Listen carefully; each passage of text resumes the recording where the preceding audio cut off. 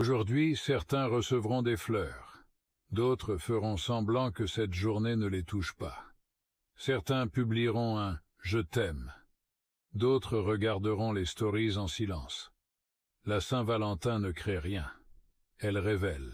Elle révèle les cœurs comblés, les attentes déçues, les absences qu'on tente d'ignorer. L'amour n'est pas une mise en scène ni un dîner réservé. C'est la façon dont on se parle quand personne ne regarde. C'est le respect dans les désaccords, la présence dans les jours ordinaires. Et si cette journée doit te rappeler quelque chose, que ce soit ceci, tu mérites un amour qui te choisit chaque jour, pas seulement quand la date l'impose. C'est une vérité difficile, mais parfois la douleur ne vient pas de ce qu'ils ont fait. Elle vient de ce qu'on croyait représenter pour eux. On donne 1000 sens à un simple moment. On transforme leur peut-être en promesse. On construit une place entière pour nous dans leur vie à partir des rares fois où ils nous ont fait sentir vus, et on continue d'ajouter des meubles dans une pièce où ils ne nous ont jamais invités à entrer. Et c'est comme ça que naît la déception. Pas à cause de la cruauté, mais du déséquilibre.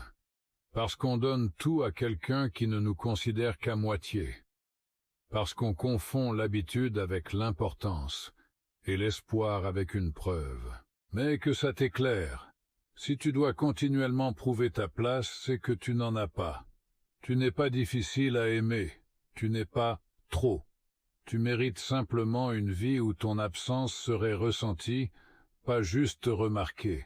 Tu peux apprendre énormément sur le caractère et la maturité émotionnelle d'une personne à la façon dont elle parle de ses relations passées.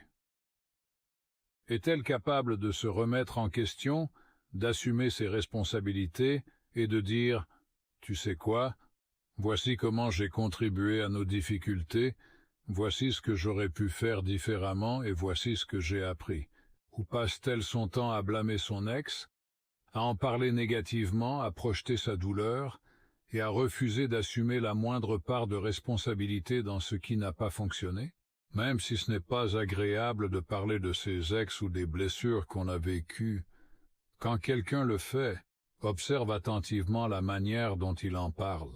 Ce sont ce type de conversations qui te donnent un aperçu précieux du niveau de conscience de soi, d'empathie, de responsabilité et de maturité émotionnelle d'une personne, et de la façon dont elle risque de se comporter quand les choses seront difficiles avec toi. J'espère que tu garderas toujours ton enthousiasme, ton optimisme, que tu continueras d'avancer vers les belles choses qui te correspondent et qui t'inspirent, les bons jours, les relations profondes et sincères, les réussites qui arrivent sans bruit et qui s'installent durablement dans ta vie. J'espère que tu ne perdras jamais cette douce flamme qui t'anime. Et surtout, j'espère que tout ce que tu portes en TO1, tous ces rêves que tu poursuis, trouveront enfin leur place dans ton existence et se réaliseront. Je l'espère simplement, parce que tu le mérites. Tu sais, si le toi de 10 ans peut te regarder sans se sentir trahi, et si le toi de 80 ans peut repenser à ta vie avec un petit sourire apaisé, c'est ça le véritable succès. Une trajectoire pas vraiment spectaculaire, loin d'être parfaite, mais vraie. Tes choix, tes silences, ta façon d'aimer, même tes maladresses, parlent avec une réelle sincérité. Rien n'est forcé, rien n'a besoin d'être prouvé. Simplement une histoire humaine fidèle à ce que tu es au plus profond de toi-même. Un parcours qui te ressemble dans ta complexité, où tu sais intimement que tu as toujours fait du mieux que tu pouvais, avec ce que tu avais. L'un des actes de bienveillance les plus sous-estimés, c'est simplement de laisser une personne être ce qu'elle est, sans la pousser à changer, sans la juger.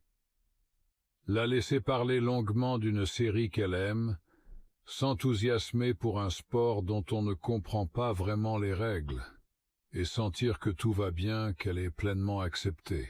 Quand tu lui offres cette présence, sans regard qui corrige ni qui mesure, quelque chose en elle se libère, parfois de façon inattendue, mais toujours sincère et vraie. Alors elle peut briller à sa manière, sans justification, sans entrer dans une performance, juste en restant pleinement elle-même. Il y a ce que vous n'avez plus, ce que vous auriez pu avoir, ce que vous n'aurez sans doute jamais, et ce qu'un jour vous aurez peut-être. Mais le bonheur se trouve dans ce que vous avez déjà. Sache que le changement commence parfois par une chute, alors ne la maudis jamais. C'est au sol que tu trouves l'humilité. Si ce message t'a parlé, commande si tu veux apprendre à installer de meilleures habitudes, arrêter de te saboter et avancer vers une version plus forte de toi-même.